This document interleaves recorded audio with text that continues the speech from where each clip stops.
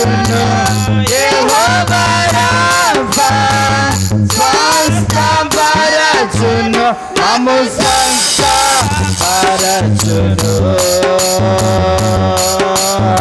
ఆరాధన నీకే ఆరాధన నీకే రెండు చేతులు పైకెత్తి ఆరాధన చేద్దాం ఆరాధన స్తుతి ఆరాధన ఆరాధన నీకే ఆరాధన నీకే ఆరాధన నీకే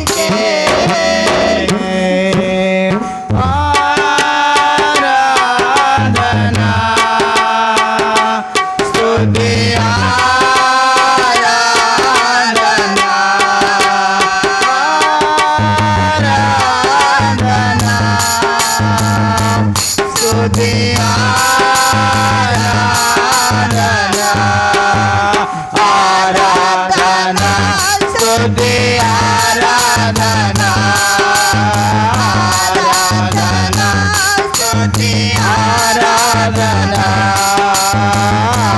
ఆరాధన స్తుతి ఆరాధన ఆరాధన స్తుతి ఆరాధన ఆరాధన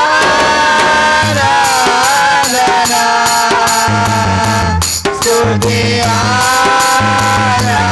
ఆరాధన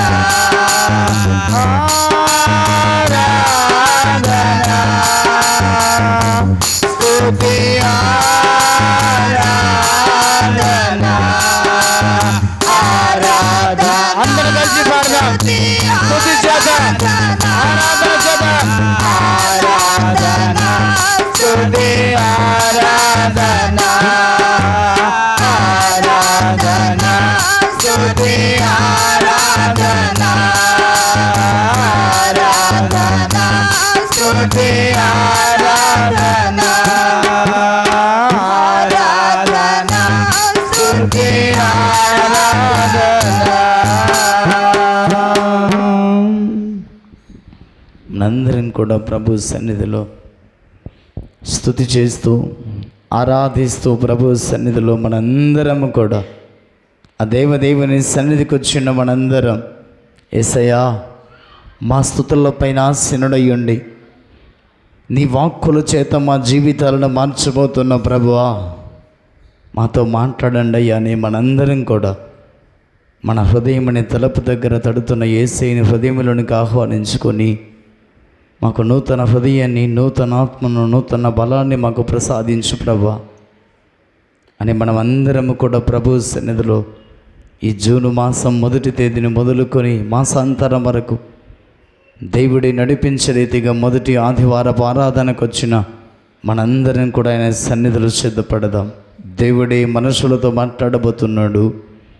మనుషుడు మరొక మనుషునితో మాట్లాడితే వినలేడు, గ్రహించలేరు.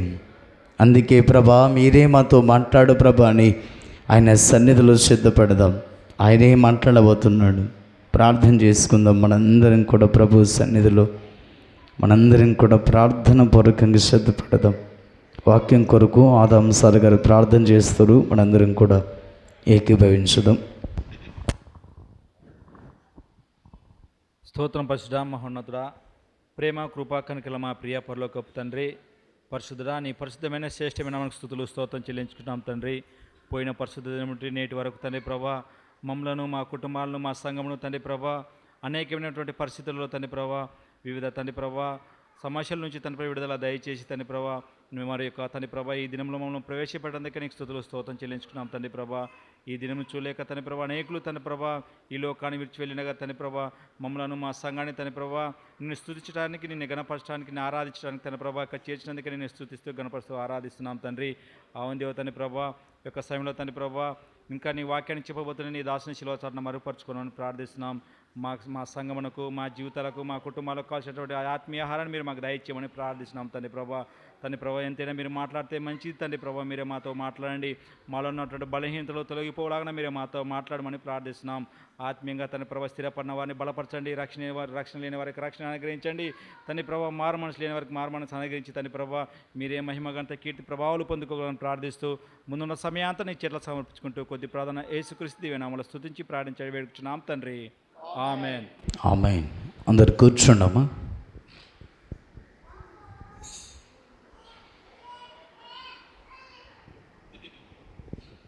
హల్లెలూయా, హల్లెలూయా. మంచిది. అంత బాగున్నారమ్మా? మీరు బాగున్నారా? మంచిగా ఉన్నాం. దేవుని అపారమైన కృప, దేవుడు మన మీద ఆయన కృప చూపించి గడిచిన కాలమంతా కూడా ప్రతి విధమైన కార్యక్రమాల్లో దేవుడు తోడుగా ఉండి నడిపించి ఈ మధ్యాహ్నమైన సన్నిధికి తోడుకొని వచ్చిన దేవునికే మహిమ ఘనత ప్రభావములు కలుగునుగాక. ఆమేన్. మంచిది. గడిచిన వారములో దేవుడు మనతో మాట్లాడుతూ వచ్చిన మాటలు కొద్ది నిమిషాలు జ్ఞాపకం చేసుకుని ముందుకి నడిపించబడదాం. చెప్పాలి.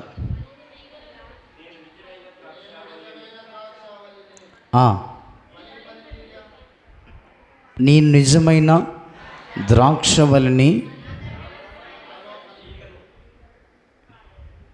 ఆ మాట చదవండి. యోహాను సువార్త 15వ అధ్యాయం 1వ వచనం.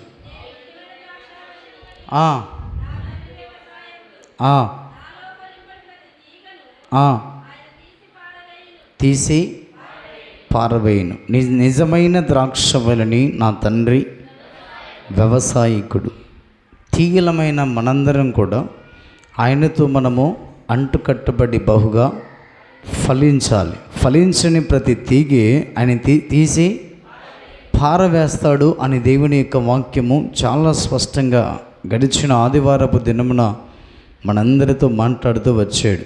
తీగలు 3 రకాలుగా మనకి కనపడుతున్నాయి. మొదటి తీగ ఏమంట? ఫలింపని తీగే.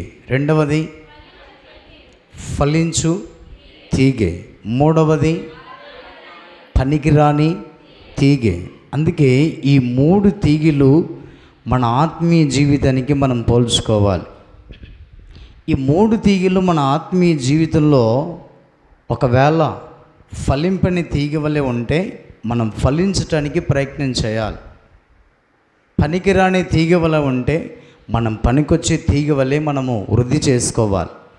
మన ఆత్మీయ జీవితంలో మనము పనికి రాకుండా పోయామనుకోండి, ఫలించకుండా పోయామనుకోండి, అది ఎక్కడ ఉంటుందంటే ఫలింపని తీగే, పనికిరాని తీగే తీసి పారవేయబడి అగ్నిలో కాల్చివేయబడుతుంది.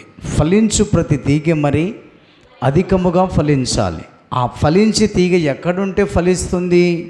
అంటుకట్టబడితేనే ఫలిస్తుంది. అంటుకట్టబడితేనే ఆ తీగ ద్రాక్షవల్లితో అంటుకట్టబడితేనే బహుగా ఫలభరితముగా ఉంటుంది. ఆయనకి వేరుగా ఉండి మనం ఏమీ చేయలేం.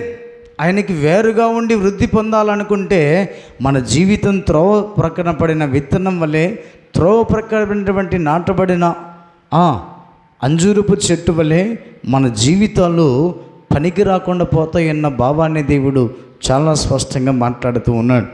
కొన్ని తీగలు, కొన్ని మొక్కలు ఎలా ఉంటాయంటే తోటలోనే నాటబడి ఉంటాయి, కానీ అవి ఫలింపవు. ఎందుకు అవి ఫలించడం లేదు? తోటలోనే నాటబడి ఉన్నాయి కదా అంటే వాక్యమైన నీరుని తీసుకోవటం లేదు, వాక్యమైన ఎరువుని తీసుకోవటం లేదు. చూస్తూ ఉన్నాయి కానీ ఎరువును ఆస్వాదించడం లేదు, నీరును ఆస్వాదించడం లేదు, వాటిలో ఉన్న శక్తిని పొందుకోవటం లేదు. అందుకనే ప్రేమైన దేవుని ప్రజలారా, దేవుని యొక్క వాక్యము తెలియజేస్తున్నటువంటి రీతిగా ప్రభువు సన్నిధిలో మనమందరం కూడా ద్రాక్షవల్లితో మనం అంటుకట్టబడితేనే ఫలిస్తామన్న భావాన్ని దేవుడు చాలా స్పష్టంగా అక్కడ తెలియజేస్తున్నాడు. అందుకే పనికిరాని తీగ వలె మనం అనకూడదు. మన జీవితంలో ఫలింపని తీగ వలె మనం అనకూడదు. మనమందరము కూడా ఫలభరితమైన జీవితాన్ని కొనసాగించుకుని ప్రభు సన్నిధిలో ఆత్మీయ జీవితాన్ని వృద్ధి చేసుకొని ఎత్తబడే గుంపులో మనం ఉండాలన్న భావాన్ని దేవుడు చాలా స్పష్టంగా మాట్లాడుతున్నాడు. అందుకనే యోసేపు ఫలించేడి కొమ్మ. అందుకే యోసేపు మన జీవితానికి ఆధారమైన వాడు, మాదిరికరమైన వాడు. యోసేపును జ్ఞాపకం చేసుకుంటే యోసేపును దేవుడు ఎందుకు ఫలించేటి కొమ్మ అన్నాడంటే ఆ యోసేపు జీవితంలో ఆత్మఫలాలు ఫలభరితముగా ఉన్నాయి. అతన్ని హింసించాలని, అతన్ని చంపాలనుకున్న తన సహోదరుల పట్ల అతడు చూపిన ప్రేమ అపారమైనటువంటి ప్రేమ. అందుకే దేవుని సంఘమా, దేవుడు నీతో నాతో మాట్లాడుతున్నమాట, మన జీవితంలో ఆత్మఫలాలు ఉండాలి. ఆత్మఫలాలు కనపడకపోతే, ఆత్మఫలాలు ఫలించకపోతే పనికిరాని తీగవలే, ఫలింపలేనటువంటి తీగవలే మనం ఉన్నట్లయితే అది కోయబడి అగ్నిలో వేయబడుతుందన్న భావాన్ని గడిచిన వారములో దేవుడు నీతో నాతో మాట్లాడుతూ వచ్చాడు. ఈ వారము దేవుడు ఏం మాట్లాడుతున్నాడో లేఖన భాగాన్ని మరొకసారి చదువుకుందాం. యెషయా గ్రంథం 51వ అధ్యాయం 4వ వచన భాగాన్ని చదువుకుందాం. నా ప్రజలారా, నా మాట ఆలకించుడి, నా జనులారా నాకు చెవియొగ్గి వినుడి. ఉపదేశము నా యుద్ధ నుండి బయలుదేరును, జనములకు వెలుగు కలిగినట్లుగా నా విధిని నియమింతును. చిన్న ప్రార్థన చేసుకుందాం, తలలు వంచండి. మహాపరిశుద్ధుడైన దేవానికి స్తోత్రాలు. సర్వ శరీరులకు దేవుడవైన మా ప్రభువా, మా ప్రార్థన ఆలకించువాడా, నీ యొద్దకు వచ్చి నీ సన్నిధిలో అడుగుతున్నాం. చదవబడిన లేఖన భాగాన్ని ఆధారము చేసుకుని ప్రభా, మీరు మాతోనూ మా ద్వారా నీ ప్రజలైన వారందరితో మీరు మాట్లాడమని ప్రార్థిస్తున్నాం. మా అందరికీ వినగలిగే చెవులు, గ్రహించగలిగే మనసు మాకు ప్రసాదింపచేసి మహిమ తెచ్చుకొని ప్రార్థన చేస్తూ ముందున్న వాక్య పరిచర్య అంతటిని మీ చేతులకు అప్పగించుకుంటూ యేసు క్రీస్తు దివ్యమైన నామమున ప్రార్థించి వేడుకొనుచున్నాను మా తండ్రి. ఆమేన్. ఆమేన్. అందరు కూర్చుండి.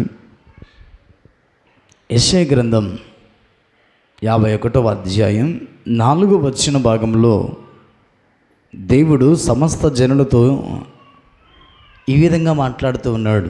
ఏమంటున్నాడు? నా జనులారా, నా మాట ఆలకించుడి. నా యొద్ద నుంచి ఉపదేశము బయలుదేరుతున్నది. నా యొద్ద నుంచి ఉపదేశము బయలుదేరుతున్నది కాబట్టి నా జనులారా, నా మాటను ఆలకించండి, అంగీకరించండి, వాటి ప్రకారంగా జీవించండి అన్నటువంటి ఉద్దేశముతోని దేవుడు చాలా స్పష్టంగా ఈ మధ్యాహ్నం మనందరితో మాట్లాడుతూ ఉన్నాడు. అమ్మ, పిల్లల్ని కాస్త జాగ్రత్త పెట్టుకోండి.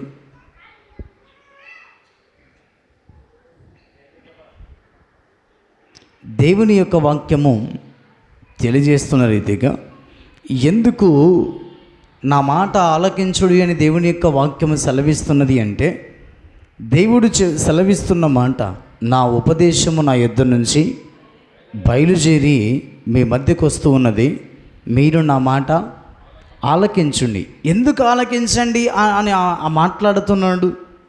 ఎందుకు ఆయన ఉపదేశము ఆయన యొద్ద నుంచి బయలుదేరి మన యొద్దకు వస్తున్నప్పుడు ఆయన ఉపదేశాన్ని ఆలకించుడి అని ఎందుకు ఆయన మాట్లాడుతున్నాడు అని మనం పరిశీలన చేస్తే అక్కడ చివరి భాగంలో ఒక మాట రాస్తున్నాడు. జనములకు వెలుగు కలుగునట్లు నా విధిని నియమింతును. చూడండి, మనము చీకటిలో ఉన్నాం. చీకటి సంబంధుల వలె చీకటి అయిన అంధకారంలో బ్రతుకుతున్నప్పుడు దేవుని యొద్ద నుంచి దేవుని ఉపదేశము బయలుదేరి వెలుగైన యేసయ్య మన జీవితాలను వెలిగించటానికి ఆ ప్రభు యొక్క వాక్యం తెలియజేస్తున్నమాట. నా జనులారా, నా జనులారా, నా మాటను ఆలకించండి అన్నాడు. ఎవరైతే ఆయన మాటను ఆలకిస్తారో వారు చీకటిలో నుంచి వెలుగులోనికి నడిపించబడతారు. ఆలకించని వారు, అంగీకరించని వారు, ఆయన మాటకు చెవియొగ్గని వారు ఎక్కడున్నట్లుగా? చీకటిలోనే ఉన్నట్లుగా, చీకటి సంబంధుల వలె బ్రతుకుతున్నట్లుగా. అందుకనే దేవుని సంఘమా, దేవుడు నీతో నాతో మాట్లాడుతున్నమాట. ఈ క్రైస్తవ విశ్వాస భక్తి జీవితంలో మనము వెలుగులో జీవించు ప్రకారముగా, వెలుగులోనికి వచ్చు ప్రకారముగా, వెలుగులో నడుచుకునేటువంటి జీవితాన్ని కొనసాగించుకునే రీతిగా, నా జనులారా నా మాటను ఆలకించుడి. ఎప్పుడైతే మనం ఆయన మాటను ఆలకిస్తామో అప్పుడు మనమందరం కూడా చీకటిలో నుంచి వెలుగులోనికి నడిపించబడిన భక్తులుగా, విశ్వాసులుగా ఉంటామన్న భావాన్ని దేవుడు చాలా స్పష్టంగా మనందరితో మాట్లాడుతూ ఉన్నాడు. అందుకే దేవుని యొక్క వాక్యము తెలియజేస్తున్న రీతిగా చూడండి, యాకోబు రాసిన పత్రిక 2వ అధ్యాయం, యాకోబు రాసిన పత్రిక 2వ అధ్యాయం 5వ వచన భాగాన్ని చూడండి. నా ప్రియ సహోదరులారా, చూడండి ఏమన్నాడు అక్కడ, నా ప్రియ సహోదరులారా ఆలకించుడి. ఈ లోక విషయములో దరిద్రులైన వారిని విశ్వాసమందు భాగ్యవంతులుగాను, తన్ను ప్రేమించు వారికి తాను వాగ్దానము చేసిన రాజ్యమునకు వారసులుగాను ఉండుటకు దేవుడు ఏర్పరచుకొనలేదా? ఇక్కడ చూడండి, దేవుని యొక్క వాక్యం తెలియజేస్తున్న రీతిగా చాలా స్పష్టంగా, తాను ప్రేమించు వారికి తను వాగ్దానము చేసిన రాజ్యమును వారసులుగా చేసుకునటానికైనా వేర్పరచుకునలేదా అని రాయబడింది. ఎవరైతే తన మాటను ఆలకించి, ఆయన మాట్లాడుతున్న మాటను అంగీకరించి, ఎవరైతే ఆయన వాక్యానుసారంగా జీవిస్తూ ఆయనను ప్రేమించేవారిగా ఉంటారో వారిని దేవుడు ఆయన రాజ్యమునకు వారసులుగా చేసుకుంటున్నాడంట. అందుకే మనం ఆలకించాలి. ఆయన ఉపదేశము ఆయన యుద్ధ నుంచి బయలుదేరుతున్నది కాబట్టి మనమందరము కూడా ఆయన మాటను ఆలకించి ఆయనను మనము ప్రేమించినట్లయితే మనం ఆయన రాజ్యమునకు వారసులం అవుతాం. ఆలకించకుండా, మనం ఆయనను ప్రేమించకుండా, ఆయన వాక్యానుసారంగా జీవించకుండా, ప్రభువా నన్ను కూడా నీ రాజ్యములో చేర్చుకొని పిలిచినట్లయితే ప్రభు సెలవిస్తున్నమాట, ప్రభువా ప్రభు అని పిలుచు ప్రతివాడు పరలోక రాజ్యములో ప్రవేశించుడు కానీ ఆయన చిత్తమును నెరవేర్చువాడు మాత్రమే పరలోక రాజ్యములో ప్రవేశిస్తాడు. ఆయన చిత్తం ఏమిటయ్యా అంటే, ఆయన ఉపదేశం ఆయన యుద్ధ నుంచి బయలుదేరి ఉన్నది కాబట్టి మనమందరము కూడా ఆయన మాటను ఆలకించాలి. ఆయన మాటను ఆలకించి ఆయన మాట ప్రకారంగా జీవించాలి. ఆయనను మనం ప్రేమించిన ఎడల వాగ్దానము చేసిన రాజ్యములోనికి మనందరినీ కూడా వారసులుగా చేసుకుంటానని దేవుడు చాలా స్పష్టంగా మాట్లాడుతూ ఉన్నాడు. అందుకే ఆయనను ప్రేమించాలి. ఆయనను ప్రేమించినట్లయితే మనందరము కూడా ఆయన రాజ్యమునకు వారసులుగా ఏర్పరచుకుంటాడన్న భావాన్ని దేవుడు అక్కడ తెలియజేస్తున్నాడు. తాను ప్రేమించు వారందరికీ తాను వాగ్దానం చేసిన రాజ్యమునకు వారసులుగా ఉండటానికైనా ఏర్పరచుకొనలేదా? అందుకే ప్రేమైన దేవుని సంగమా, దేవుడు నీతో నాతో మాట్లాడుతున్నమాట. ఈ క్రైస్తవ విశ్వాస భక్తి జీవితంలో మనందరం కూడా ఆయన మాటను ఆలకించి ఆయనను ప్రేమించే వారిగా ఉండాలి. ఆయన ప్రేమించటం అంటే ఏంటి? చదవండి ఆ మాట. 1 యోహాను రాసిన పత్రిక 5వ అధ్యాయం 3వ వచనం చదవండి. మనమైన ఆజ్ఞను గైకొనుటయే దేవుణ్ణి ప్రేమించుట. చూడండి, మనము ఆయన ఆజ్ఞను గైకొనుటయే దేవుని ప్రేమించుట. దేవుని యొక్క ఆజ్ఞ ఏంటి? ఇదిగో నా ఉపదేశము నా యుద్ధ నుంచి బయలుదేరి మీ యుద్ధకు వస్తున్నది, మీరు ఆలకించుడి. ఆయన ఆజ్ఞను నువ్వు ఆలకించాలి, ఆయన కట్టడను నువ్వు ఆలకించాలి. ఆయన ఏం మాట్లాడుతున్నాడో నువ్వు గ్రహించగలగాలి. ఆయన ఆజ్ఞను ఆలకించుటయే దేవుని ప్రేమించుట. నువ్వు ఆయన ఆజ్ఞను ఆలకించకుండా ప్రభాని నేను ప్రేమిస్తున్నానంటే దేవుని యొక్క వాక్యం చాలా స్పష్టంగా దేవుడు తెలియజేస్తున్న మాట. 4వ అధ్యాయం 20 నుంచి చదవండి. అదే 1 యోహాను. ఎవడైనను నేను దేవుని ప్రేమించుచున్నానని చెప్పి తన సహోదరుని ద్వేషించిన యెడల అతడు అబద్ధికుడగును. అబద్ధికుడు దేవుని రాజ్యంలో ప్రవేశిస్తాడండి? ప్రవేశింపడు. అందుకే మనం క్రైస్తవ విశ్వాస భక్తి జీవితంలో అక్కడ రాయబడినటువంటి మాట, మనం ఆయన ఆజ్ఞలను గైకొనుట ఏ దేవుణ్ణి ప్రేమించుట. ఆజ్ఞలను ప్రేమించేవాడు ఎప్పటికీ అబద్ధము ఆడడు. దేవుణ్ణి ప్రేమించేవాడు ఆయన ఆజ్ఞలను గైకొంటాడు. ఆయన ఆజ్ఞ గైకొనేవాడు ఎప్పటికీ అబద్ధం ఆడడు. అందుకే అక్కడ రాయబడినటువంటి మాట, అసలు దేవుని ప్రేమించటం అంటే ఏంటి? ఆయన ఆజ్ఞలు గైకొనుట. ఆయన ఆజ్ఞ ఏమని సెలవిస్తుంది? నిన్ను వలె నీ పొరుగు వారిని ప్రేమించమంటున్నాడు.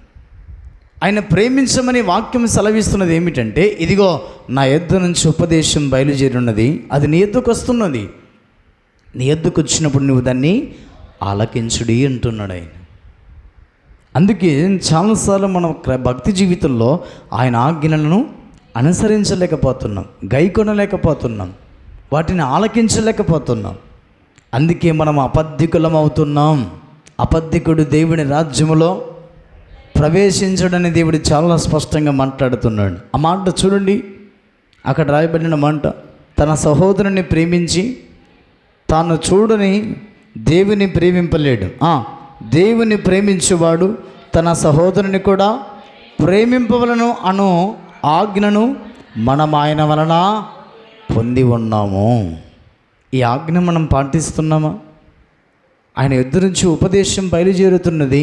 ప్రభు అంటున్న మాట ఏంటంటే, ఇదిగో మీరు ఆలకించుడి అన్నాడు. మనము మన సహోదరుని ప్రేమించేటువంటి ఆజ్ఞ, అది ఆయన వలన మనం పొంది ఉన్నాం. మనం ఆజ్ఞను అనుసరించలేని జీవితంలో మనం ఉన్నట్లయితే మనం అబద్ధికులమని దేవుడు మాట్లాడుతున్నాడు. అబద్ధికుడు దేవుని రాజ్యమును ఏనాటికి కూడా స్వతంత్రించుకోడన్న ఉద్దేశాన్ని దేవుడు మాట్లాడుతూ ఉన్నాడు.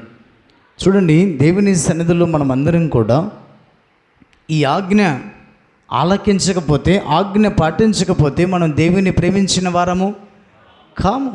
దేవుని ప్రేమించిన వారే ఆజ్ఞను పాటించిన వారిగా ఉంటారు. ఆజ్ఞను అనుసరించిన వారే దేవుని రాజ్యానికి హక్కుదారులని దేవుడు చాలా స్పష్టంగా మాట్లాడుతున్నాడు. ఈ క్రైస్తవ విశ్వాస భక్తి జీవితంలో చెప్పటం కాదు కానీ చేసి చూపించాలి. నేను నా సహోదరుని ప్రేమిస్తున్నానని చెప్పుకుంటాం కానీ మనసులో మరొకటి ఉంటుంది. దాన్నే భక్తుడనటువంటి మాట. విషపూరితమైన ఆలోచన కలిగి జీవితాన్ని కొనసాగించుకుని బయటికి ప్రేమగా భక్తిగా నటించేటువంటి నమ్మకార్థమైన భక్తులు దేవుని రాజ్యమును స్వతంత్రించుకోరన్న భావాన్ని దేవుడు అక్కడ తెలియజేస్తూ ఉన్నాడు. అందుకే ప్రేమైన దేవుని సంగమా, దేవుని సన్నిధికి వచ్చిన మనము ఆలకించుడి అని దేవుడు చాలా స్పష్టంగా మాట్లాడుతున్నాడు. దేవుని సన్నిధికి వచ్చిన మనందరం కూడా అబద్ధికులంగా కాకుండా దేవుని సన్నిధిలో నిజాయితీ పరులంగా హృదయపూర్వకంగా నిజం పలుకుతూ మన సహోదరులను మనం ప్రేమించినట్లయితే యోసేపులాగా ఫలించేటి కొమ్మగా మనం ఉంటాం. యోసేపులాగా ఫలించి అభివృద్ధి పొందుతూ మన జీవితాలను చక్కగా నడిపించుకుంటామన్న భావాన్ని దేవుడు అక్కడ తెలియజేస్తూ ఉన్నాడు. చూడండి, మనం ఇంకా ఏమి ఆలకించాలో దేవుడు మాట్లాడుతున్నమాట. 2వ దినవృత్తాంతములు 20వ అధ్యాయం దేవుడు చాలా స్పష్టంగా మనతో మాట్లాడుతున్నమాట. 2వ దినవృత్తాంతములు 20వ అధ్యాయం 15వ వచన భాగాన్ని చదవండి. యూదావారులారా, యెరూషలేము కాపురస్తులారా, యెహోషాపాతు రాజా, మీరందరూ ఆలకించుడి. యెహోవా సెలవిచ్చినదేమనగా, ఈ గొప్ప సైన్యమునకు మీరు భయపడకుడి, జడియకుడి. ఈ యుద్ధము మీరు కాదు, దేవుడే జరిగించును. హల్లెలూయా, హల్లెలూయా. ఇక్కడ దేవుని దూత యెహోషాపాతుతో మాట్లాడుతూ ఉన్నాడు. యెహోషాపాతు భయపడిపోతున్నాడు. ఎందుకు భయపడుతున్నాడు యెహోషాపాతు ఇక్కడ? మొదటి అధ్యాయం ఒకసారి చదవండి. మొదటి వచనం. ఇది అయిన తర్వాత మోయాబీలను, అమ్మోనీలను, మేయోనీలలో కొందరును దండెత్తి యెహోషాపాతు మీదికి వచ్చిరి అని రాయబడింది. ఇక్కడ చూడండి, యెహోషాపాతు మీదికి ఒక దేశ రాజుగారు, ఒక దేశ సైన్యం రాలేదు. 3 దేశాల రాజులు, 3 దేశాల సైన్యము ఇక్కడ యెహోషాపాతు మీదికి యుద్ధానికి వచ్చారు. యుద్ధానికి వచ్చినప్పుడు యెహోషాపాతు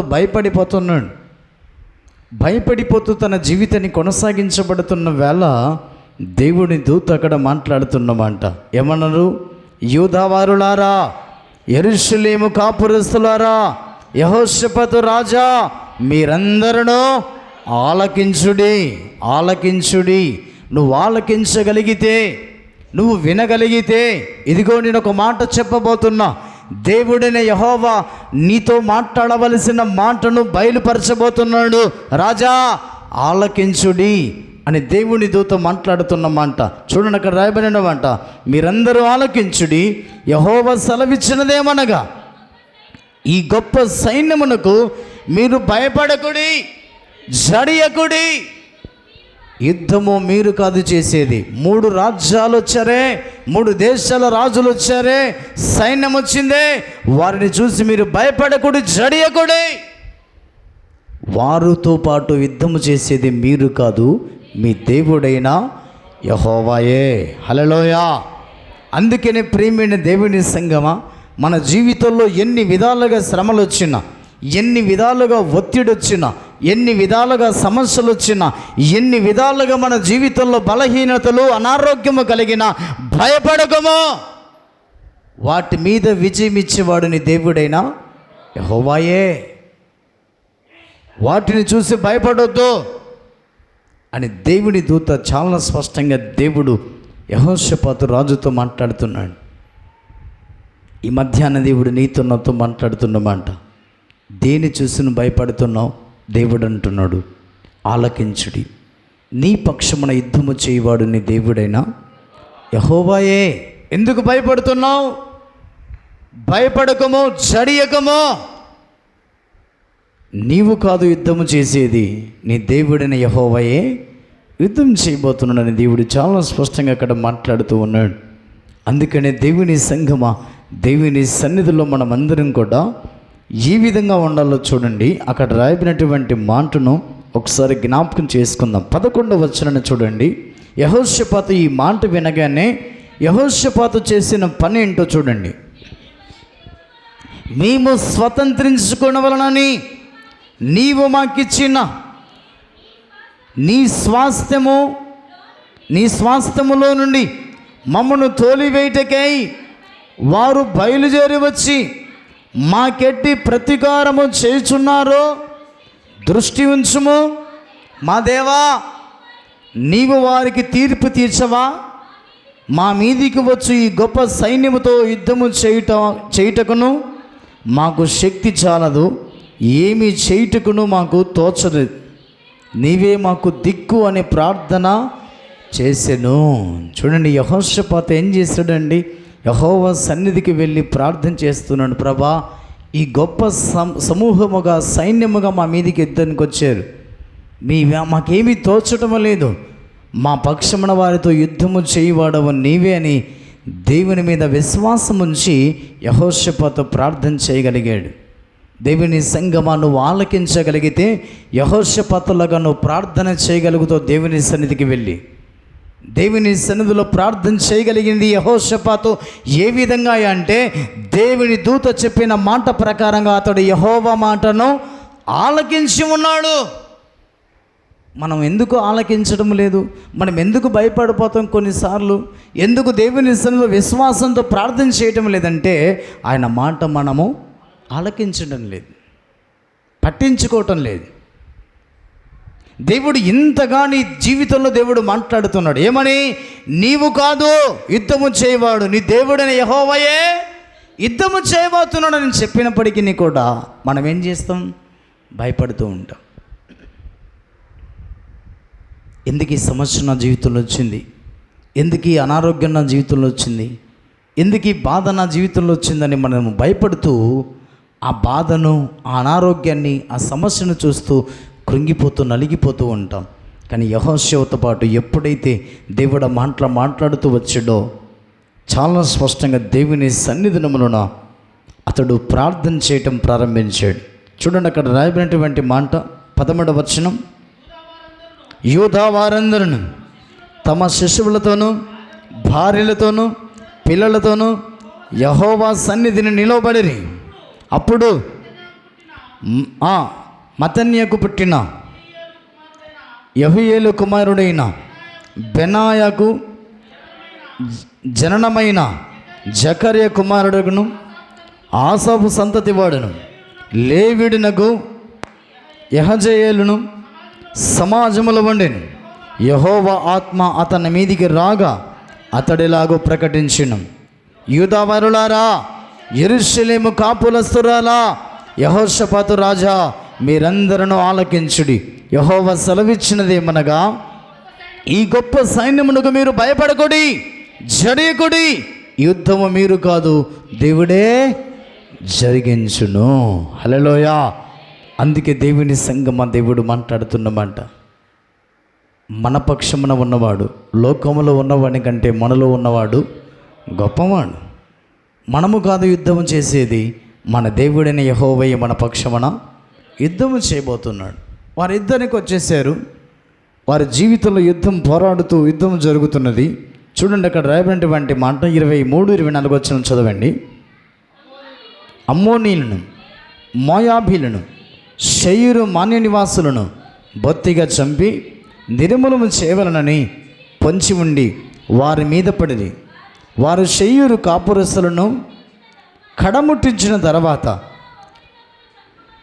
చూడండి ఏమంట, ఇల్లు తమలో ఒకరినొకరు చంపుకొనుటకు మొదలు పెట్టిరి. ఎవరంటే ఇల్లు మొదటి వచ్చిన భాగంలో వచ్చిన 3 రాజులు ఉన్నారే, 3 దేశాల సైనికులు ఉన్నారే, వారు ఏం చేశారంటే వారిలో ఒకరికొకరు చంపుకొనటానికి ఎవరు చంపారు? వీళ్ళను వాళ్ళకు వాళ్ళే చంపుకోవటం ప్రారంభించారు. దేవుని సంగమా దేవుడు మాట్లాడుతున్నమాట. దేవుని సన్నిధిలో మనమందరం కూడా తెలుసుకోవలసింది ఏంటంటే, నీవు నీ దేవుడైన యెహోవా మాట యెహోషాపాతులాగా నువ్వు ఆలకించగలిగితే, నీ దేవుడిని యెహోవా మాటను నువ్వు అంగీకరించగలిగి ఆయన మాట ప్రకారంగా నువ్వు జీవించగలిగి యెహోషాపాతులాగా యెహోవా సన్నిధికి వచ్చి ప్రార్థన చేయగలిగితే నువ్వు యుద్ధం చేయవలసిన అవసరం లేదు. నువ్వు ప్రార్థన మాత్రమే చేస్తావు. ఆ ప్రార్థన నీ జీవితంలో ఏం చేస్తుందంటే నీ యొద్దకు వచ్చిన శత్రువును అది అటుంచి అటు వెళ్ళగొడుతుంది, పంపివేస్తుంది, వానికి వాడే పతనమైపోయే రీతిగా చేస్తుంది. అందుకే అక్కడ రాయబడినటువంటి మాట చూడండి 29:30, ఇశ్రాయేలు శత్రువులతో యెహోవా యుద్ధము చేశానని దేశముల రాజ్యముల వారందరూ వినగా దేవుని భయము వారి మీదికి సమస్త దేశ జనులందరూ కూడా తెలుసుకున్నారు. ఈ ఇశ్రాయేలు దేవుడైన యెహోవా వారి పక్షమున శత్రువులతో యుద్ధము చేసి ఉన్నాడని వారు గుర్తించగలిగారు. అందుకనే దేవుని మాట మనం ఆలకించి నిబ్బరము కలిగి ధైర్యంగా ప్రభు సన్నిధిలో నిలబడగలిగినట్లయితే దేవుని మాటను ఆలకించిన మన జీవితాల్లో దేవుడే యుద్ధము చేసి శత్రు మీద విజయాన్ని ఇస్తాడు. కానీ మనం ఏం చేస్తున్నామంటే మనం శత్రువును చూసి భయపడుతున్నాం, శత్రువును చూసి భయపడిపోయి మన జీవితంలో నలిగిపోతూ ఉన్నాం. చూడండి ఆ మాట మొదటి సమూయేలు 17వ అధ్యాయం, మొదటి సమూయేలు 17వ అధ్యాయం 24వ వచనం చదవండి. ఇశ్రాయేలులందరూ ఆ మనుషును చూసి మిక్కిలి భయపడి వాని ఎదుట నుండి పారిపోతున్నారంటే, ఇదిగో ఆలకించుడి యెహోషాపాతు రాజు గారు, ఆలకించుడి. మీ పక్షమున మీరు కాదు యుద్ధం చేసేది, మీ పక్షమున మీ దేవుడైన యెహోవాయే. కానీ ఇంతగా దేవుడు మాట్లాడుతున్నప్పటికీ ఇశ్రాయేలు రాజు అయిన సౌలు గారు, సైన్యమంతా, ఇశ్రాయేలు ప్రజలందరూ కూడా ఒక్క వ్యక్తిని చూసి వారు భయపడి పారిపోతూ ఉన్నారు. దేవుని యొక్క వాక్యం తెలియజేస్తున్నది, ఆలకించుడి, ఆలకించుడి. నువ్వు దేవుని మాటను ఆలకించడం లేదు కాబట్టే నువ్వు శత్రు ఎదుట నిలవలేక నువ్వు పారిపోతున్నావు, భయపడిపోతున్నావు. నీ ఎదుట ఉన్నటువంటి ఆ శత్రువు పెట్టే హింసలు, బాధలు, సమస్యలు, అనారోగ్యాన్ని చూసి భయపడి నలిగిపోతూ కృంగిపోతున్నావు. దేవుడు చెప్తున్నాడు, భయపడకము, భయపడకము. నువ్వు ఒక్కటి ఆలకించవలసింది ఏంటంటే, నువ్వు నిబ్బరం కలిగి ధైర్యంగా ఉండు. నీ ఊరికే నిలిచి ఉండు, చూడు, నీ పక్షమున యుద్ధము చేయవాడు యెహోవాయే అని దేవుడు మాట్లాడుతున్నప్పటికీ సౌలు గారి రాజుతో సహా సౌలు యొక్క సైన్యం అంతా కూడా, ఇశ్రాయేలు ప్రజలందరూ కూడా భయపడి పారిపోతున్నారు. కానీ యెహోషాపాతు అక్కడ రాయబడినటువంటి మాట జ్ఞాపకం చేసుకుంటే, యెహోవా సన్నిధికి వెళ్ళి ప్రార్థన చేశాడు. ప్రార్థన చేసిన తర్వాత యెహోవా వారి పక్షమున యుద్ధము చేశానని సమస్త దేశములు తెలుసుకున్నట్లుగా మనం చూస్తున్నాం. 2వ దినవృత్తాంతంలోకి రండి. 2వ దినవృత్తాంతములు 20వ అధ్యాయం 30వ వచనం. ఈ ప్రకారము అతని దేవుడు చుట్టూనున్న వారిని జయించి అతనికి నెమ్మది అనుగ్రహింపగా. హల్లెలూయా. ఏమిచ్చాడంటే యెహోషాపాతుకు దేవుడు నెమ్మదినిచ్చాడు. ఎందుకు అతనికి నెమ్మది వచ్చింది? యెహోవా మాట ఆలకించాడు. యెహోవా మాట ఆలకించి అక్కడికి తిరగలేదు. ఎక్కడికి వెళ్ళాడు అతడు? యెహోవా సన్నిధికి వెళ్ళి ప్రార్థన చేస్తున్నాడు. ప్రభా, శత్రువులను జయించడానికి మాకు బలము చాలదు, నీవే మా పక్షమన యుద్ధము చెయ్యి ప్రభా అని సహాయము చేయమని యెహోషాపాతు యెహోవా సన్నిధికి వెళ్ళి ప్రార్థన చేస్తే యెహోవా వారి పక్షమున శత్రువుతో యుద్ధము చేయగా వారికి వారే కొట్టుకొని చనిపోయారండి. దేవుని సంగమా, దేవుడు మాట్లాడుతున్నమాట. మనము కూడా యెహోషాపాతులాగా యెహోవా మాట వినాలి, ఆలకించాలి, అంగీకరించాలి. మన జీవితంలో యెహోషాపాతులాగా నువ్వు నిలబడగలిగి యెహోవా సన్నిధిలో మాటను ఆలకించగలిగినట్లయితే దేశంలో దేవుడు ఏమిచ్చాడంటే అతనికి నెమ్మదినిచ్చాడంట. ఆ కింద చూడండి, నెమ్మది అనుగ్రహింపగా యెహోషాపాతు రాజ్యము నిమ్మలముగా ఉండెను. హల్లెలూయా. సమాధానముగా ఉన్నదంట, నిమ్మలముగా ఉన్నదంట. ఎలాంటి గలిబిలు లేకుండా, ఏ శత్రు బాధ లేకుండా, భయం లేకుండా దేశమంతా కూడా నెమ్మదిగా సమాధానంగా ఉన్నదని దేవుడు చాలా స్పష్టంగా మాట్లాడుతున్నాడు. నీ కుటుంబం నెమ్మదిగా ఉండాలంటే, నీ కుటుంబంలో సమాధానంగా ఉండాలంటే, నీ కుటుంబము ఏ శత్రు భయం లేకుండా ఉండాలంటే ఈ మధ్యాహ్నం వేళ దేవుని మాటను ఆలకించుదుమోగాక. ఆమేన్. ఆయన మాట ఆలకించినప్పుడే మనకు సమాధానం ఉంటుంది, నెమ్మది ఉంటుంది, నిమ్మలముగా ఉంటామన్న భావాన్ని దేవుడు మాట్లాడుతున్నాడు. ఆయన మాట ఆలకించకుండా తొందరపాటు కలిగి నిర్ణయాలు తీసుకుని దేవుని మాటను పక్కన పెట్టి మన స్వచిత్తాన్ని ఆధారం చేసుకుని జీవించినట్లయితే ప్రతి చిన్న సమస్యకు భయపడిపోతాం, ప్రతి చిన్న ఆటంకానికి భయపడిపోతుంటాం, ప్రతి చిన్న విధానానికి భయపడి జీవితాన్ని కొనసాగించుకుంటుంటాం.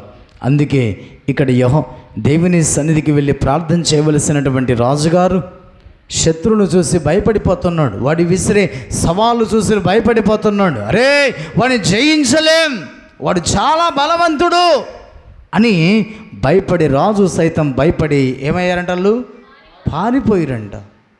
సమస్యలు చూసి పారిపోతున్నావా అంటే నువ్వు దేవుని మాటను ఆలకించటం లేదు. దేవుని ఉపదేశము నా ఎదురు నుంచి బయలుదేరి మన ఎద్దుకు వస్తున్నది.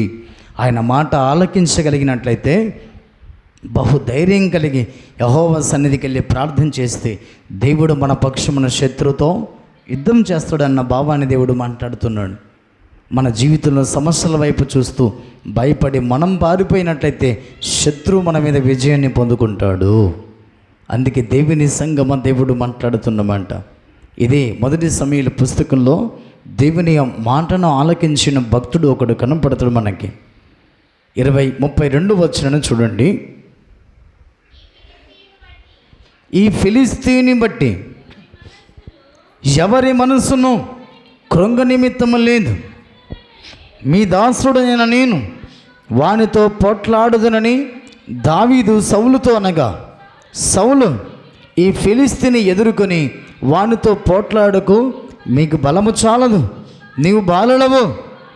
వాడు బాల్యము నుండి యుద్ధాభ్యాసము చేసిన వాడని దావీదుతో అనెను. చూడండి, ఇక్కడ దావీదు సౌలు మాటను ఆలకించలేదు. సౌలు మాటను పక్కన పెట్టేశాడు. దేవుని మాటను ఆలకించినట్లుగా మనం చూస్తున్నాం. దేవుడు ఏం చెప్పాడు? ఇదిగో యెహోవా మాట ఆలకించుము, ఆలకించుము, నువ్వు నిబ్బరము కలిగి ధైర్యముగా ఉండము. నీవు కాదు యుద్ధము చేసేది, నీ దేవుడైన యెహోవాయే యుద్ధము చేయవాడని మాట ఇచ్చిన దేవుని మాటను ఆలకించిన దావీదు చెప్తున్నాడు, అయ్యా నేను వాని మీదికి యుద్ధానికి వెళ్ళి యుద్ధం చేస్తానంటే సౌలు అంటున్నాడు, నువ్వు బాలుడవు, వాడు బాల్యము నుంచి యుద్ధం నేర్చుకున్నవాడయ్యా అన్నప్పటికీ కూడా సౌలు మాట్లాడినప్పటికీ దావీదు అతని మాటను ఆలకించలేదు, వినిపించుకోలేదు, పట్టించుకోలేదు. అప్పుడు దేవుని బలాన్ని గురించి, దేవుడు తనతో ఉండి యుద్ధము చేసిన విధానాన్ని, తనకిచ్చిన బలాన్ని, ధైర్యాన్ని బట్టి దావీదు సౌలు గారికి వివరిస్తున్నాడు. ఆ మాట చదవండి, 37వ వచనం. సింహము యొక్క బలము నుండి, ఎలుగుబంటి యొక్క బలము నుండి నన్ను రక్షించిన యెహోవా ఈ ఫిలిస్తీని చేతిలో నుండి కూడాను నన్ను విడిపించునని చెప్పాను. అందుకు సౌలు, పొమ్ము, యెహోవా నీకు తోడుగా ఉండునుగా కానీ దావీదుతో అనెను. అప్పుడు కాస్త సౌలు గారికి ధైర్యం వచ్చింది. వీడేంటో పట్టు వదలకుండా పట్టాడు, ఈడేదో బుడ్డోడు జయించేటట్టుగా ఉన్నాడని చెప్పి యుద్ధానికి వెళ్ళడానికి సమ్మతించాడు. దేవుని సంగమా, దేవుడు మాట్లాడుతున్నమాట ఈ 37వ వచన భాగంలో దావీదు గారు దేవుని మీద ఆధారపడినట్లుగా, దేవుని మాటను ఆలకించినట్లుగా మనం చూస్తున్నాం. దేవుడు తనకిచ్చిన బలాన్ని బట్టి, ధైర్యాన్ని బట్టి సౌలు గారికి తెలియజేయగానే దావీదు యుద్ధానికి బయలుదేరాడు. చూడండి ఆ మాట, 47వ వచనం. అప్పుడు యెహోవా కత్తి చేతను ఈటె చేతను రక్షించువాడని కాడని ఈ దండు వారందరూ తెలుసుకొందురు. ఏమన్నాడక్కడ? ఇదిగో నేను యుద్ధానికి వెళుతున్నది నేనే కానీ నా పక్షమున యుద్ధము చేయవాడు దేవుడైనా యెహోవాయే, యుద్ధము యెహోవాదే. సౌలు గారు, దావీదు గారు అక్కడ చెప్పుకోవచ్చు కదా, సౌలు రాజా నేను యుద్ధానికి వెళుతున్నాను, నేను యుద్ధం చేయబోతున్నాను, నేను యుద్ధము చేసిన తర్వాత నాకు విజయం పొందుకొనబోతున్నానని దావీదు తన గొప్పతనాన్ని చెప్పుకోవచ్చు. కానీ దావీదు అంటున్నాడు, యుద్ధము చేయవాడు యెహోవాదే. హల్లెలూయా, యుద్ధము యెహోవాదే. మన పక్షమున యుద్ధము చేయవాడు మన దేవుడైన యెహోవాయే. ఆలకించాలి. మనం ఆలకించకుండా తొందరపడిపోయి మన జీవితంలో విశ్వాసాన్ని కోల్పోయి మన జీవితంలో సాతాను ఎదుట నిలవలేక పారిపోతూ ఉంటాం. సమస్యలలో వచ్చినప్పుడు సతమతమవుతూ విశ్వాసాన్ని చిన్నగిల్లిపోతుంటుంది. అందుకే దేవుని సంగమా, దేవుడు నీతున్నతో మాట్లాడుతున్నమాట. సమస్యల వైపు చూసి పారిపోయిన సౌలులాగా మనం ఉండకుండా సమస్యలను ఎదిరించగలిగిన దేవుని మీద ఆనుకొని ఆధారపడి యుద్ధము యెహోవాదే, మన పక్షమున యుద్ధము చేయవాడు యెహోవా అని దేవుని పక్షమున నిలబడి సాతాను అనబడినటువంటి గొల్యాతును జయించిన దావీదులాగా నువ్వు దేవుని కొరకు నిలబడాలి, దేవుని సన్నిధిలో నిలబడాలి. సౌలు గారి సైతము దావీదును చిన్నవాడివినైనా యుద్ధం చేయలేవని చెప్పాడు. కానీ అతని శరీర బలాన్ని సౌలు చూస్తున్నాడు, కానీ దేవుడు నా పక్షమున ఉన్నాడని దావీదు ధైర్యంగా యుద్ధం చేయగలిగాడు. అందుకే నువ్వు మాట, యెహోవా మాట ఆలకించాలి. ఆలకిస్తే అవతల ఎంత బలవంతుడైనా, ఎంత పెద్ద సమస్య అయినా, ఎంత పెద్ద అనారోగ్యమైనా, ఎంత పెద్ద బాధలైనా దాన్ని జయించగలిగిన దేవుని మాట ఆలకించగలిగి ఆయన మీద విశ్వాసం ఉంచి ముందుకు సాగిపోయినట్లయితే నువ్వు విజయాన్ని పొందుకుంటావన్న భావాన్ని దేవుడు మాట్లాడుతున్నాడు. మనం ఎందుకు విశ్వాసములో చిన్నగిల్లిపోతున్నాం, పడిపోతున్నామంటే మన జీవితంలో మనము సమస్యలు చూస్తున్నాం, కానీ సమస్యలను ఎదిరించగలిగిన దేవుని మాట ఆలకించలేకపోతున్నాం. అందుకే ఈ మధ్యాహ్నము యెహోవా మాటను మనం ఆలకించి మన ఎదుట ఉన్న ప్రతి సమస్యల మీద విజయాన్ని పొందుకుందుముగాక. ఆమేన్. అందుకే చూడండి అక్కడ రాయబడినటువంటి మాట, దేవుని సన్నిధిలో 49 వచనం, తన సంచిలో చెయ్యి వేసి అందులో నుండి రాయి ఒకటి తీసి వరుసలతో విసిరి ఆ ఫిలిస్తీని నుదుట కొట్టెను. ఆ రాయి వాని నుదురు జొచ్చినందువలన వాడు నేలను బోర్లపడెను. దావీదు ఫిలిస్తీని కంటే బలాఢ్యుడై ఖడ్గము లేకయే వరుసలతోనూ రాతితోనూ ఆ ఫిలిస్తీని కొట్టి చంపెను అని రాయబడింది. ఎలా చంపగలిగాడు? ఒడిస్సాలో ఏమున్నది? రాయి ఉన్నది. నా జీవితంలో ఏముండాలి? వాక్యమనే రాయి ఉండాలి. అవతల ఎంత బలవంతుడైనా పర్వాలేదు, అవతల ఎంత పెద్ద సమస్య అయినా పర్వాలేదు, కానీ నీ జీవితంలో హృదయంలో వాక్యమనే విత్తనం ఉండాలి, వాక్యమనే రాయి ఉండాలి. అప్పుడే నువ్వు వాడిని కొట్టగలుగుతావన్న భావాన్ని దేవుడు మాట్లాడుతున్నాడు. 5 నున్నటి రాళ్ళను అతడు ఏరుకుని ఒడిసెలో పెట్టుకున్నాడు, సంచులు పెట్టుకున్నాడు.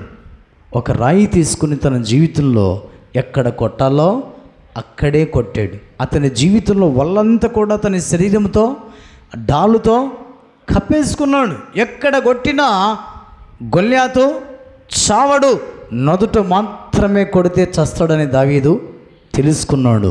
ఆ రాయి గురిపెట్టి నుదుట కొట్టగా అతడు బోర్లపడి చనిపోయాడు. అందుకే సాతానుగా నువ్వు ఎలా జయించాలో ఈయన మాట ఆలకిస్తే, ఈయన మాటను అంగీకరించినట్లయితే మన జీవితంలో మనం ఎక్కడ కొడితే వాడు చచ్చిపోతాడో మనం తెలుసుకోగలుగుతాం. కానీ మనం ఆలకించడం లేదు. అందుకే సాతానుగాడు మన మీద విచ్చలవిడిగా నాట్యమాడుతున్నాడు, విజయాన్ని పొందుకోవడానికి తాపత్రయపడుతున్నాడు. అందుకే దేవుని సంఘమా, దేవుడు నీతో నాతో మాట్లాడుతున్నమాట. దావీదు గొల్యాతును ఎక్కడ కొట్టాలో గుర్తించగలిగాడు, గ్రహించగలిగాడు. దేవుని మాటను ఆలకించి వరుసలో ఒకే రాయితో అతన్ని చంపగలిగాడు. అని ఎలా కొట్టాడురా వాడు దావీదు గొల్యాతును అనుకుంటే, దావీదు కాదు జయించింది, దావీదు పక్షమున ఉన్నవాడు దేవుడైన యెహోవాయే యుద్ధం చేసింది. వెళ్ళాడు, ఒకే రాయితో కొట్టాడు, తిరిగి వాని తల తీసుకుని వచ్చాడు. సౌలు సైన్యము, రాజ్యములో ఉన్న ప్రతి జనులు ఆశ్చర్యపోయారు. ఆశ్చర్యపోయి దావీదు 10,000 కొలది, సౌలు 1,000 కొలదని స్త్రీలు ఉత్సాహముతో గానము చేస్తున్నారంట. అందుకే దేవుని సంగమ దేవుడు మాట్లాడుతున్నమాట. ఈ మధ్యాహ్నము దేవుని సన్నిధికి వచ్చిన మనందరం దేవుని మాటను ఆలకించుదాం. ఆయన ఏం చెప్తున్నాడు? నీవు కాదు యుద్ధం చేసేది శత్రుతో, నీ దేవుడిన యెహోవానగు నేనే. ఆయన మాట ఆలకించగలిగితే మనకేమొస్తుంది? ధైర్యం వస్తుంది, విశ్వాసాన్ని వృద్ధి చేసుకుంటాం. కానీ మనం ఆలకించకుండా మనం ఏం చేస్తామంటే శత్రువుని మాటను ఆలకిస్తాం. శత్రువుని మాటను ఆలకించి, ఇది నిజమా, నువ్వు జయించగలుగుతావా, నీకున్న రోగం పోతుందా, ఇది నిజమా, డాక్టర్లే చెప్పారు నీకున్న రోగం పోదని. అల్ప విశ్వాసాన్ని పుట్టించేవాడు సాతానుగాడు.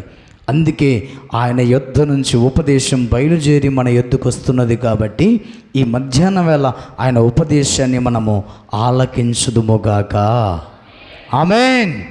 ఆయన ఆ ఉపదేశాన్ని అంగీకరించి ఆలకించినప్పుడు దావీదులాగా విశ్వాసం వస్తుంది, దావీదులాగా శత్రు మీద విజయాన్ని పొందుకుంటామన్న భావాన్ని దేవుడు అక్కడ తెలియజేస్తున్నాడు. చివరిగా 51వ వచనాన్ని చదవండి.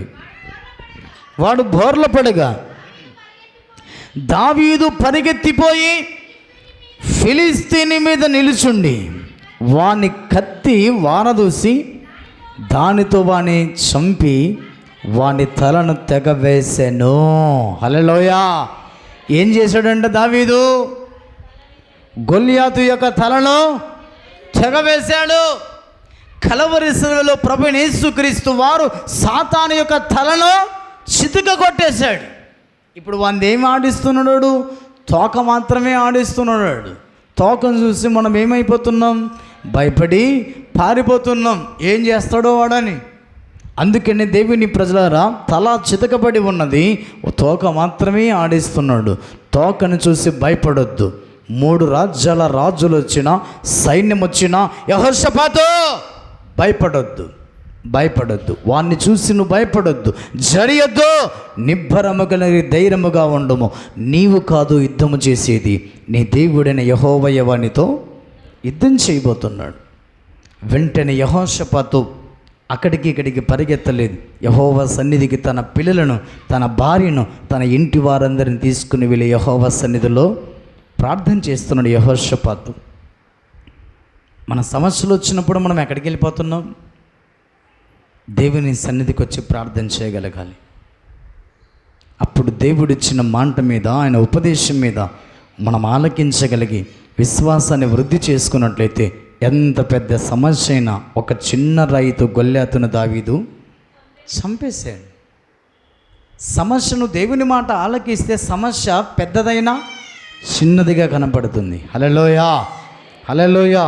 అందుకే దేవుని ప్రజలారా, ఈ మధ్యాహ్నం యెహోవా మాట ఆలకించి మన శత్రువైనటువంటి రోగం మీద, మన శత్రువైన బలహీనతల మీద, మన శత్రువైన సమస్యల మీద మనము విజయము పొందుకొందుదుముగాక. ఆమేన్. ఆ మాట చూడండి, ఆలకించుడి అనే మాటను మనం జ్ఞాపకం చేసుకున్నట్టయితే దేవుడు చాలా స్పష్టంగా మనందరితో మాట్లాడుతున్నటువంటి మాటను జ్ఞాపకం చేసుకుందాం. చూడండి, 2 మాటలు మనం జ్ఞాపకం చేసుకుందాం. యెషయా పుస్తకం 51వ అధ్యాయం. యెషయా పుస్తకం 51వ అధ్యాయంలో దేవుడు చాలా స్పష్టంగా నీతో నాతో మాట్లాడుతున్న మాట. 7వ వచనం చూడండి. నీతిని అనుసరించు వారులారా, నా మాట వినుడి, నా బోధన హృదయమందు ఉంచుకొని, జనులారా ఏముంచుకోవాలంట?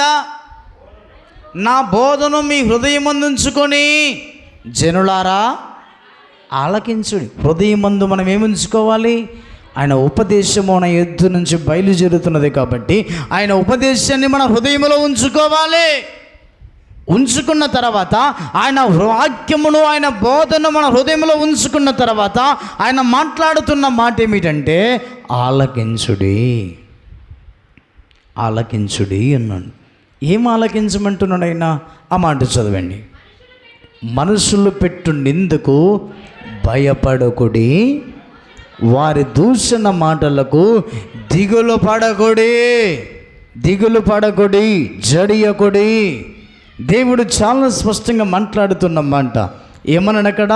మనుషులు పెట్టు నిందకు భయపడొద్దు. మనుషులు ఎన్నో విధాలుగా మరొక మనుషుని మీద నిందలు పెడుతున్నారు, దూషణకరమైన మాటలు మాట్లాడుతున్నారు. అందుకే భయపడకుడి. ఎవరు భయపడరంట? ఆయన బోధను నువ్వు అంగీకరించి, ఆయన బోధని హృదయమందు ఉంచుకొని నువ్వు ఆలకించగలిగితే మనుషులు పెట్టు నిందలకి, మనుషులు మాట్లాడే దూషణకరమైన మాటలకు నువ్వు భయపడవు. అందుకే దేవుని సన్నిధికి వచ్చిన మనందరం కూడా దేవుని సన్నిధిలో మనుషులు పెట్టే నిందలకు, మనుషులు దూషణకరమైన మాట్లాడే మాటలకు భయపడకూడదు. ఈ రోజుల్లో చాలామంది చాలా రకాలుగా మనుషుల మీద దూషణకరమైన మాటలు, చాలా రకాలుగా మనుషులు నిందలు, హేళనకరమైన మాటలు మాట్లాడుతూ ఉంటారు.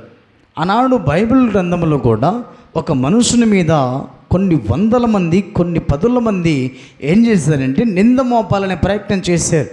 నింద మోపాలనే ప్రయత్నం చేస్తుంటే అతని మీద ఏ నింద మోపాలన్నా లేదు, ఏ నింద దొరకడం లేదు. మరి ఏం చేయాలి? ఈ మనుషుని మీద నింద మోపాలి, ఈ మనుషుడు మన మీద అధికారిగా ఉండకూడదు, చెరసాలలో ఉండాలి అని ప్రయత్నం చేశారు. ఆ మాట చదవండి, దానియేలు పుస్తకంలో ఒక మాట అద్భుతంగా దేవుడు రాయించాడు. మనుషులు పెట్టు నిందలకు మీరు భయపడకుడి. మనుషులు పెట్టి నిందలు నానా విధాలుగా ఉండిపోతున్నాయి. చూడండి, దానియేలు పుస్తకం 6వ అధ్యాయం 1వ వచనం నుంచి కొన్ని వచనాలు చదువుకుందాం.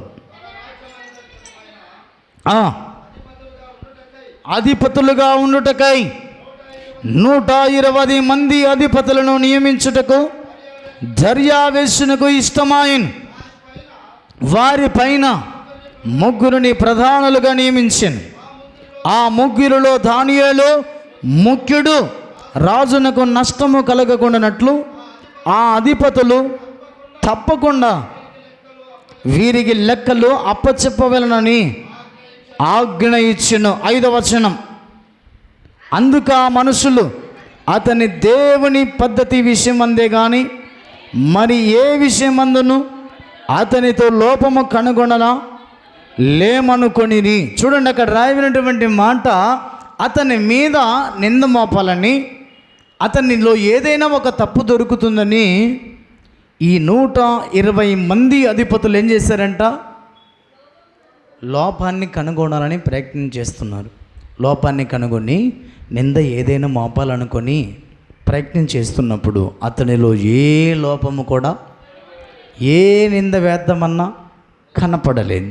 చూడండి, అక్కడ రాయబడినటువంటి మాట, అతని దేవుని పద్ధతి విషయమందే కానీ మరి ఏ విషయమందును అతని లోపము కనుగొనలేమనుకొని వీళ్ళు ఏం చేశారంటే రాజుగారి దగ్గరికి వెళ్ళారు. అమ్మ వినండి, జాగ్రత్త వినండి.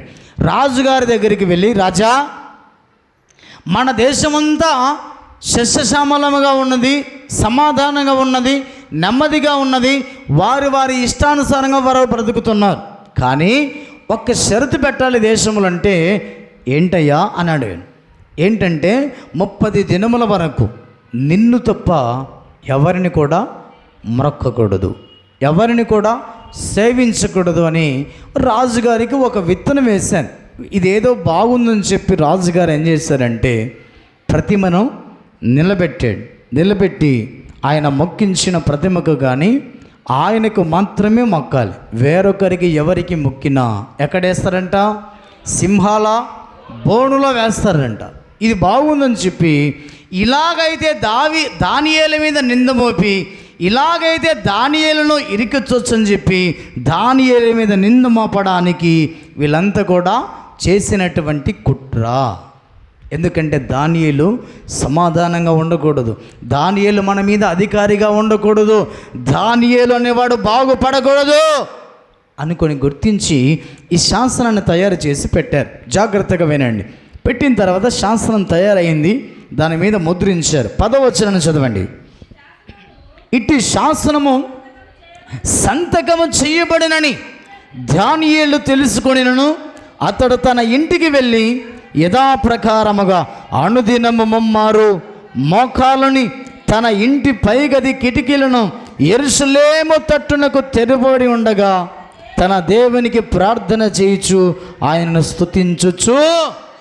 చూడండి, దానియేలు ఏం చేశాడు? రాజుగారు చేయించిన శాసనం ప్రకారంగా రాజుగారికి మొక్కలేదు, రాజుగారు చేయించిన ప్రతిమకు మొక్కలేదు. దానియేలు ఏం చేశాడు? అనుదినము సేవిస్తున్న తన దేవునికి అతడు ప్రార్థన చేస్తూ దేవుని స్తుతిస్తూ ఉన్నాడు. హల్లెలూయా. అందుకే దేవుని సంఘమ దేవుడు మాట్లాడుతున్నమాట, ఎన్నో రకాలుగా నిందలు మోపాలని, ఎన్నో రకాలుగా అవమానించాలని, హేళన చేయాలని, దానియేలు వారి మీద అధికారిగా ఉండకూడదని, అధిపతిగా ఉండకూడదని దానియేలు మీద నింద మోపడానికి ఇంత కుట్ర చేసిన దానియేలు ఎవరి మీద ఆధారపడ్డాడు? దేవుని మీద ఆధారపడ్డాడు. హల్లెలూయా. నీ మీద ఎన్ని నిందలు మోపినా, నీ జీవితంలో ఎన్ని అవమానాలు వచ్చినా, నీ జీవితంలో ఎవరు నీ మీద కుట్ర చేసినా దానికి చూసి నువ్వు భయపడవద్దు. నీ దేవునికి మాత్రమే భయపడమని దేవుడు మాట్లాడుతున్నాడు. ఆలకించుడి. నువ్వు ఆయన మాట ఆలకించగలిగితే నిందలకు భయపడవు. నీ జీవితంలో చిన్న వయసులోనే ఎన్నో నిందలు అవమానాలు అనుభవిస్తూ సేవా పరిచర్యలో బలంగా వాడబడుతున్నామండి. ఎన్నో నిందలు, ఎన్నో అవమానాలు, చెయ్యని వాటికి కూడా నిందలు అనుభవిస్తూ దేవుని పరిచర్యలో ముందుకు నడిపించబడుతున్నాం. అందుకే దానియేలులాగా మన భక్తి జీవితంలో మనము నడుచుకున్నట్లయితే మన జీవితంలో దేవుని కొరకు నిలబడగలుగుతావు. ఆలకించాలి. నువ్వు ఆలకించకుండా నన్ను మీద నిందలు వచ్చాయని, నా మీద అవమానాలు వచ్చాయని నువ్వు జీవితాన్ని కొనసాగించుకుంటే నిలబడలేవు. నేను దేవుని మందిరానికి వెళుతుంటే నిందలు వచ్చాయి, నేను దేవుని సన్నిధికి వెళ్ళి వాక్యాన్ని బోధిస్తుంటే, పాటలు పాడుతుంటే, వాక్యాన్ని చదువుతుంటే నిందలు వచ్చాయి. అన్ని నిందల వైపు చూస్తూ నువ్వు వెనక్కి తిరిగావా, ఎప్పటికీ విజయం పొందుకోలేవు. ఎప్పటికీ దేవుని సన్నిధిలో దేవుని ఆశీర్వాదాలు పొందుకోలేవు. అందుకే దేవుని సంఘమా, దేవుడు మాట్లాడుతున్నమాట, ఆలకించుడి. నీ మనుషులు నీ మీద పెట్టే నిందలకు మీరు భయపడకుడి. దేవుని వైపు చూడండి. ఎంతమంది అండి దానియేలు మీద నింద మోపాలని ప్రయత్నం చేశారు? 120 మంది అండి. కనిపెడుతున్నారు. ఎక్కడైనా పోతే ఏమైనా పాపం చేస్తాడేమో, ఎక్కడైనా పొరపాటు చేస్తాడేమో, ఎక్కడైనా తప్పు దొరుకుతుందేమని దానియేలు మీద నింద మోపడానికి అనుక్షణము కనిపెడుతున్నారు. కానీ దానియేలులో ఏ తప్పైనను ఏ లోపమైనను కనుగొనలేకపోయారు. మనుషులు పెట్టే నిందలను మీరు వాటి వైపు చూసి భయపడొద్దు. దానియేలు ఏం చేశాడు? ముమ్మారు ప్రార్థన చేస్తున్నాడు. ఇదంతా కూడా వీళ్ళు ఉన్నారు కదా కనిపెట్టడానికి, కనిపెట్టేశారు. రాజుగారి దగ్గరికి వెళ్ళి వర్తమానం తీసుకుని వెళ్ళి, రాజా, దేశమంతా కూడా నీ మాట వింటుంది. నువ్వు పెట్టినటువంటి ప్రతిమకు మొక్కుతున్నారు, నమస్కరిస్తున్నారు, పూజిస్తున్నారు, ఎంతో సంతోషంగా ఉన్నారు జనులు. కానీ దానియేలు మాత్రం నిన్ను సేవించటం లేదయ్యా. అతడు ముమ్మారు సేవిస్తున్న తన దేవునికే ప్రార్థిస్తున్నాడు, తన దేవునే స్తుతిస్తున్నాడు. నిన్ను ఏ మాత్రం కూడా నువ్వు పెట్టిన ప్రతిమకు మొక్కడం లేదయ్యా అన్నాడు. వెంటనే రాజుగారు అక్కడ ఏం చేశారు? దుఃఖపడ్డారు, బాధపడ్డాడు. అయినప్పటికీ రాజు ఆజ్ఞని జారీ చేసిన తర్వాత దాన్ని వెనక్కి తీసుకోకూడదు, ఆజ్ఞ పాటించాలి. వెంటనే దర్యావేషు గారు ఏం చేశారంటే దానియేలుని తీసుకుని వచ్చి అగ్నులు పడివేయమని చెప్పారు. సింహాల బోనులో వేయమని చెప్పారు. తర్వాత చూడండి 17వ వచనం.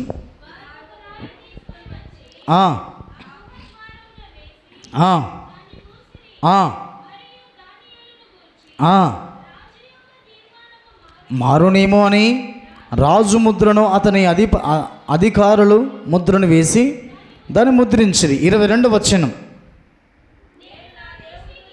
నేను నా దేవుని దృష్టికి నిర్దోషునిగా కనపడుతున్నా గనక ఆయన తన దూతను పంపించి సింహములు నాకు ఏ హాని చేయకుండా వాటి నోళ్ళు మోయించెను. రాజా, నీ దృష్టికి నేను నేరము చేసిన వాడను కాదు కదా. చూడండి ఎంత గంభీరమైనటువంటి మాట చూడండి. రాజుగారితో దానియేలు మాట్లాడుతున్నాడు. రాజా, నేను నీ దృష్టికి ఏ నార్యం చేసిన వాడను కాను, అన్యాయముగా ఇదిగో వీళ్ళు చెప్పిన మాట విని నీ రాజ్యాజ్ఞ ప్రకారముగా నన్ను సింహాల బోనులో వేశారు. సింహాల బోనులో వేసిన సింహాలను మూయగలిగిన దేవునికి నేను అనుదినం ప్రార్థన చేస్తున్నా కాబట్టి ఈ నింద నా నుంచి దేవుడు నా నుంచి తొలగించి వేసి ఉన్నాడు. అందుకే దేవుని ప్రజలారా, మనుషులు పెట్టు నిందలకు మీరు భయపడద్దు, జడియొద్దు. మనుషులను నిందల వైపు చూస్తే, మనుషుల వైపు చూస్తే నిందలలోనే కృంగిపోతాం, నలిగిపోతాం, పాడైపోతాం. అందుకే దానియేలు నిందించిన వారి వైపు చూడలేదు. నిందించిన వారి దగ్గరికి వెళ్ళి, అయ్యా నా తప్పైపోయింది, నన్ను క్షమించండి అయ్యా అని బ్రతిమలాడుకోలేదు. నేను చేస్తున్నది కరెక్టు, మనుషుల దృష్టికి నేను పాపములుగా చేసిన వాడిగా కనపడినా నా దేవుని దృష్టికి నేను ఏం నేరము కూడా చేసిన వాడును కాను. అందుకే దేవుని మీద ఆధారపడిన దానియేలును దేవుడు ఏం చేశాడు? సింహాల నోలను మోయించి సింహాల నోటి నుంచి అతన్ని విడిపించి కాపాడినట్లుగా మనం చూస్తున్నాం. వెంటనే చూడండి దర్యావేషు రాజుగారు చేసిన పని. ఆ మాట చదువుమా. అంత సంతోషభరితుడై దానిని గుహల్లో నుండి పైకి తీసుడని ఆజ్ఞ ఇవ్వగా బండ్రోతులు దానియేలును బయటికి తీసిరి. అతడు తన దేవుని యందు భయభక్తులు గలవాడైనందున అతనికి ఏ హానియో కలగలేదు. దేవుని యందు భయభక్తులు కలిగిన వాడిగా ఉన్నాడు, దేవునికి ప్రార్థించేవాడిగా ఉన్నాడు, దేవుని స్తుతించేవాడిగా దానియేలు ఉన్నాడు. అందుకే సింహాలు సైతము దానియేలును ఏ హాని కూడా చేయలేకపోయాయి. అందుకే దేవుని ప్రజలారా, దేవుడు నీతో నాతో మాట్లాడుతున్నమాట, మనుషులు పెట్టు నిందలను చూసి నీవు భయపడొద్దు, ఆలకించుడి. ఉపదేశము యెహోవా యొద్ద నుంచి బయలుదేరి ఆ ఉపదేశముని యొద్దకు వచ్చినప్పుడు నువ్వు ఆలకించగలిగి ఆయన మీద ఆనుకొని ఆధారపడి జీవించగలిగితే ఆయన ఉపదేశము నిన్ను విశ్వాసంలో వృద్ధి చేస్తుంది. ఆయన వాక్యము, ఆయన ఉపదేశము దేవుని యందు భయభక్తులు కలిగే రీతిగా చేస్తుంది. ఆయన ఉపదేశాన్ని ఆలకించేవాన్ని యెహోవా ధైర్యంగా ఆయన సన్నిధిలో నిలబెడతాడన్న భావాన్ని దేవుడు మాట్లాడుతున్నాడు. సింహాల బోనులోనికి వెళ్ళిన దానియేలు భయపడలే, జడియలే, రాజానన్న విడిపించమని రాజును బ్రతిమలాడుకోలే. సింహాలు సైతము నా దేవుడు ఆపగలుగుతాడన్న భావాన్ని గుర్తించిన దానియేలు బహు సంతోషభరితుడై ఎక్కడికి వెళ్ళాడు? సింహాల బోనులోనికి వెళ్ళాడు. సింహాలు ఏమి కూడా అతన్ని చేయలేదు. ఈరోజు ఏదో జొల్లు మాటలు మాట్లాడుకుంటూ చూడని వాటి మీద నిందలు వేస్తూ అవమానిస్తూ హేళన చేస్తున్నటువంటి వారిని చూసి భయపడొద్దు. మన దేవుడు సర్వశక్తి కలిగిన దేవుడు, సమస్తాన్ని చూస్తున్న దేవుడు. మన జీవితంలో మనం ఏం చేస్తున్నామో, ఎక్కడ పడుకుంటున్నామో, ఎక్కడ లేస్తున్నామో, ఎక్కడ ప్రయాణం చేస్తున్నామో, నీ నడక నీ పడక సమస్తాన్ని చూస్తున్న దేవుడు, మనం నమ్మిన దేవుడు. అందుకే భయపడుకుమో, ఆలకించమని దేవుడు చాలా స్పష్టంగా మాట్లాడుతున్నాడు. 24వ వచనాన్ని చదవండి. రాజు ఆజ్ఞ ఇవ్వగా దానియేలు మీద నింద మోపిన ఆ మనుషులను వారు తోడుకొని వచ్చి సింహాల గుహలో పడద్రోసిరి. వారిని, వారి కుమారులను, వారి భార్యలను పడద్రోసిరి. వారా గుహ అడుగునకు రాకమునిపే సింహాల పాలైరి. సింహాలు వారి ఎముకలను సైతము పగలగొరికి పొడి చేసిను.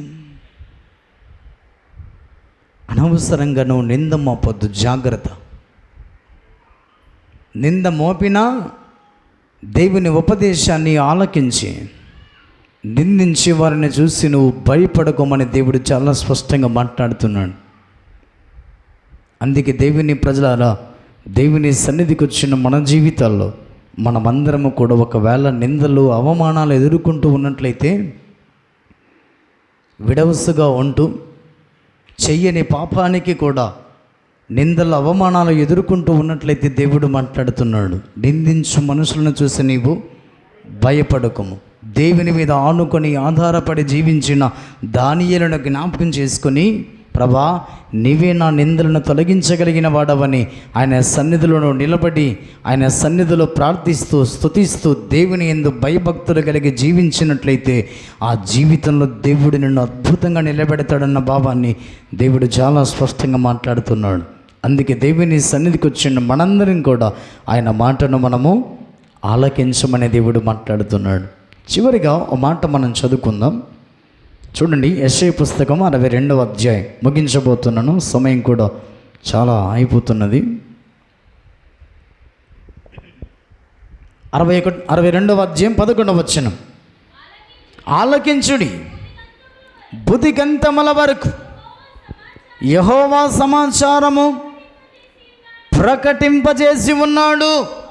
ఇదిగో రక్షణ నీ యొద్దకు వచ్చుచున్నది. ఇదిగో ఆయన ఇచ్చు బహుమానము ఆయన యొద్దనే ఉన్నది.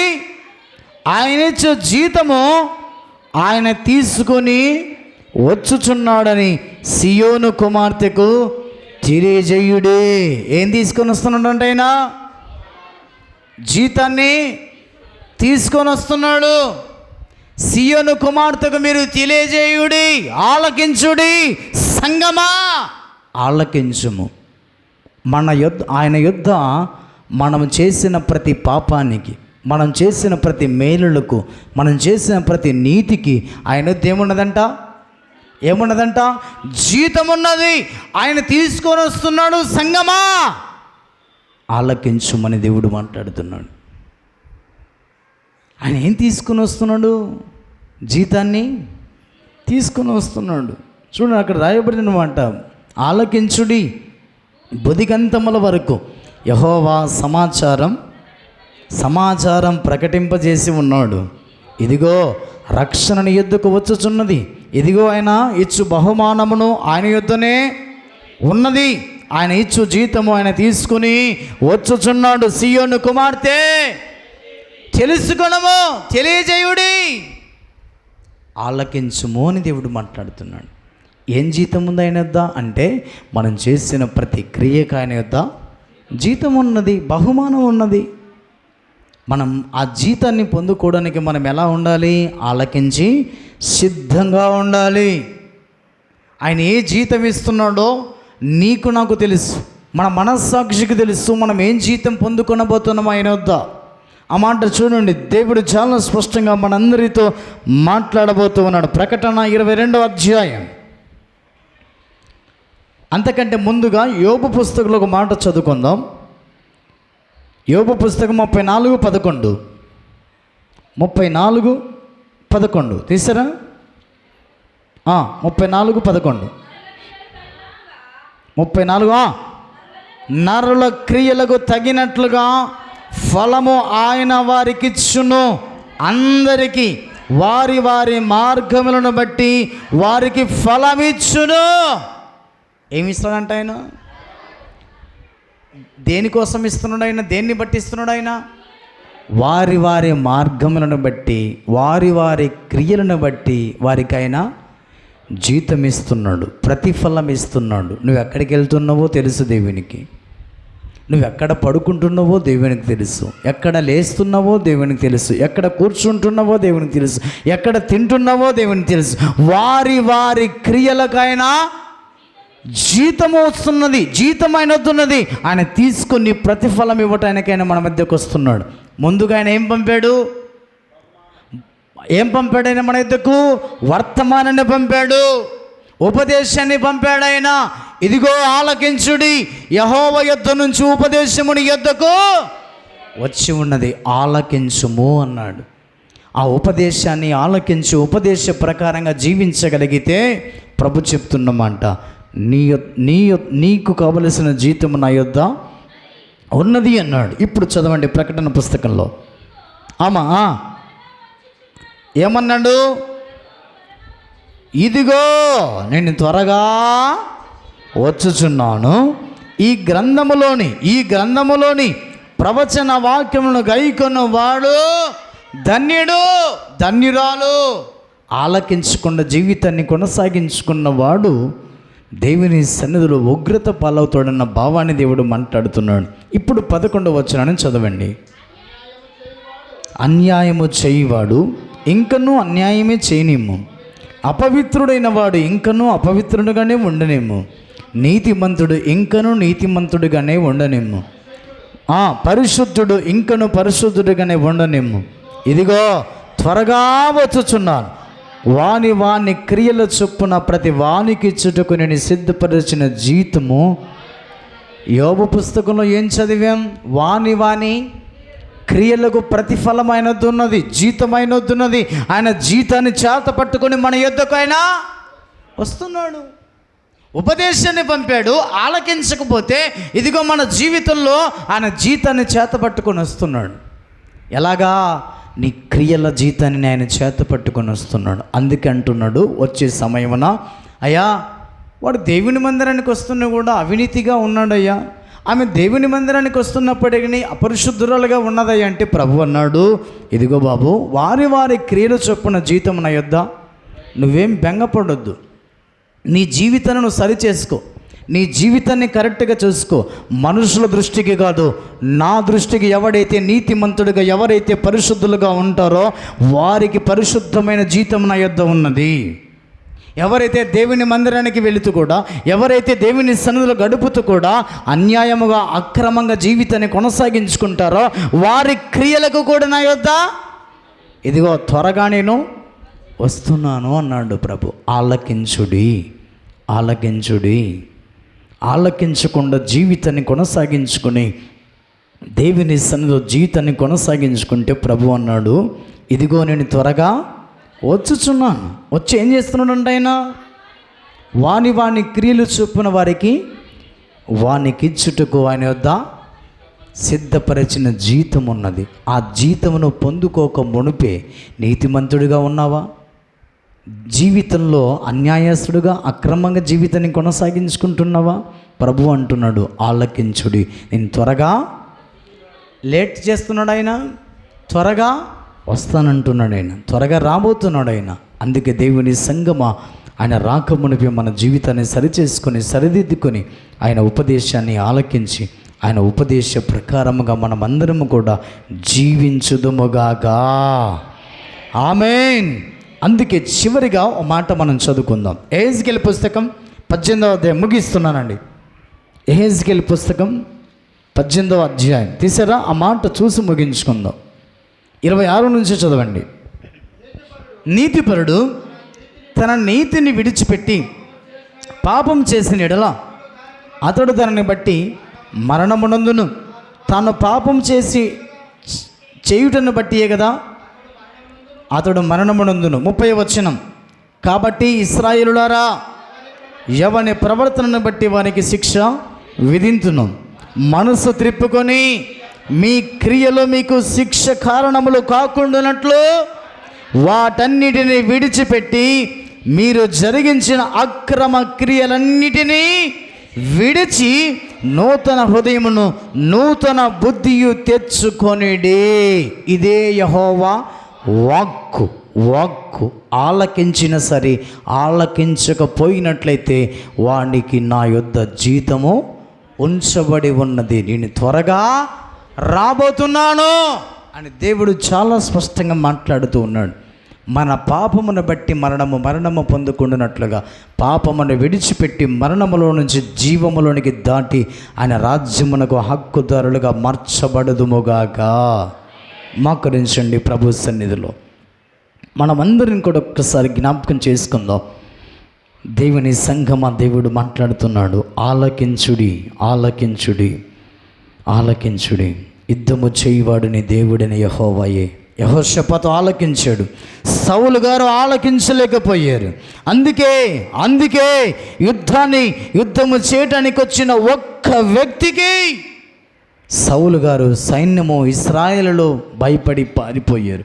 ఆలకించిన యెహోషాపాతు 3 దేశాల రాజులు, 3 దేశాల సైన్యము యెహోషాపాతు మీదకి వచ్చిన భయపడకుండా దేవుని మాట ఆలకించి ప్రార్థించిన యెహోషాపాతులాగానే ఉన్నావా? నీ పక్షమున దేవుడు నిలబడుతున్నాడు. రోగమనే శత్రువుని మీదకి వచ్చాడా? సమస్యలని శత్రువుని మీదకి వచ్చాడా?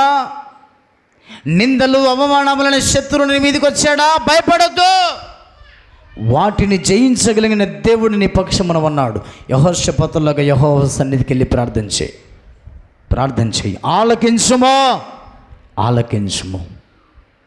ఆలకించుము. మనసు త్రిప్పుకొని ఆయన సన్నిధిలో ఆయన మీద ఆధారపడి ఆనుకొని జీవించగలిగితే సింహాలు సైతము నోళ్ళు మోయించిన దేవుని మీద ఆధారపడిన దానియేలులాగా మన జీవితాన్ని కొనసాగించుకుందాం. ఎందుకు భయపడుతున్నావు?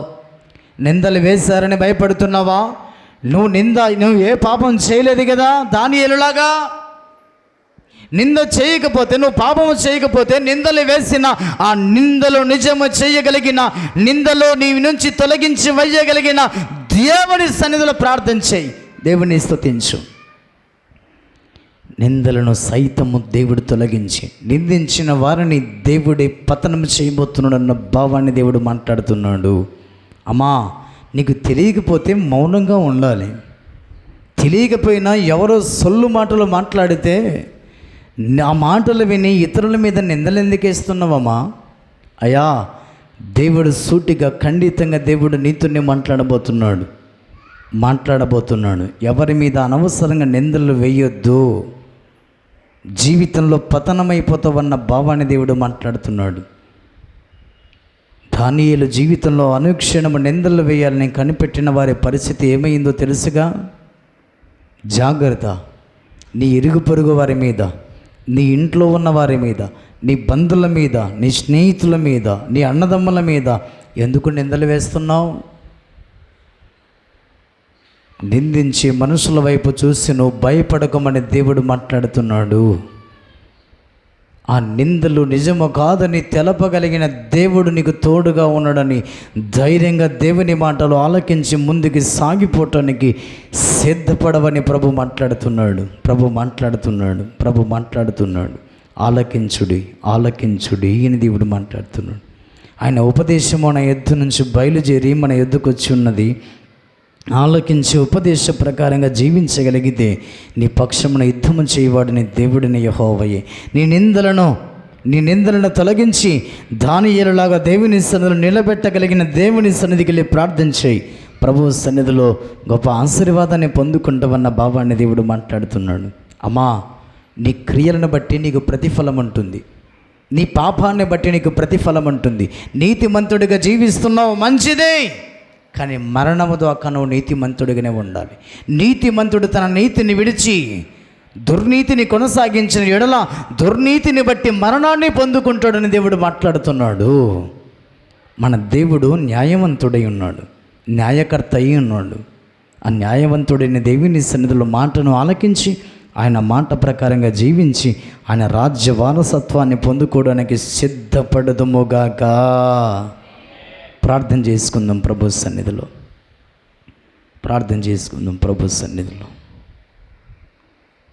మనందరం కూడా ప్రార్థన చేసుకుందాం ప్రభు యొక్క సన్నిధానంలో. స్థానిక సంఘ పెద్ద చిన్నతలన ప్రార్థన చేస్తారు. మనందరం కూడా ఏకీభవించుదాం. విత్తబడిన వాక్యం ప్రతి హృదయం నీరు కట్టి ఫలింపబడే రీతిగా సంఘ పెద్ద చిన్నతలను ప్రార్థన చేస్తారు. ప్రార్థన చేసుకుందాం. కృపాసత్య సంపూర్ణ పరిశుద్ధుల మహోన్నతుల నీ పరిశుద్ధమైన పాదములకు స్తుతులు స్తోత్రములు వందనాలైనా. ఎక్కడైతే ఒక్కరిద్దరు కూడి నీ నామాన్ని గణపరుస్తారో వారి మధ్య నేను ఉంటానని సెలవిచ్చిన దేవా, అవునైనా ఇంతవరకు తండ్రి నీ పాటల ద్వారా మహిమ పొంది ఉన్నావని కూడా నేను ప్రార్థిస్తున్నాం తండ్రి. అవునైనా ఇంతవరకు నేను నీ దాసుడు నిలబెట్టుకొని ఈ వర్తమానం అందించిన బిడ్డను ఆశీర్వదించి దీవించమని కూడా నేను ప్రార్థిస్తున్నాం తండ్రి. అవునైనా ప్రభువా, మేము చేయ ప్రతి విషయంలో ప్రతి పనిలో కూడా నువ్వు తోడుగా ఉన్నావు నేను ప్రార్థిస్తున్నాం తండ్రి. నేనైనా ఈ దాసుని ఇంతవరకు తండ్రి ఈ మాటలు సారాంశంగా ప్రతి బిడ్డ నచ్చుకుంటూ ప్రతి ఒక్క బిడ్డపై